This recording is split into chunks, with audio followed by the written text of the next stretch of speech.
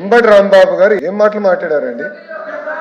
ఆయన గౌరవ ముఖ్యమంత్రి గారి తల్లిని అవమానించారు. గౌరవ ముఖ్యమంత్రి గారి తల్లిని అవమానించారు. ఆయన వాళ్ళని వదిలిపెడతామా? మీరు ఒక మాట చెప్తున్నా అధ్యక్ష, దయచేసి ఒక విషయం నేను పదే పదే చెప్పాను, మహిళల్ని మనం గౌరవించాలి. ఆ బాధ్యత మనందరిపైన ఉంది. హౌస్ లోపల కానీ హౌస్ బయట కానివ్వండి, మహిళల్ని గౌరవించాల్సిన బాధ్యత మనందరిపైన ఉంది. ఒక తల్లిని అవమానం చేస్తారు. రెండు చిన్న మాటలు ఉంటాయి మీకు, చిన్న మాటలు ఉంటాయి మీకు. సొంత తల్లి చెల్లిని గౌరవించడం మీకు అలవాటు లేకపోవచ్చు, మాకుంది. బాధ్యత మా పైన ఉంది. ఒక్క మహిళ జోలికి ఎవరు వెళ్తే వదిలిపెట్టాం మేము. అది మాకున్న సంస్కృతి.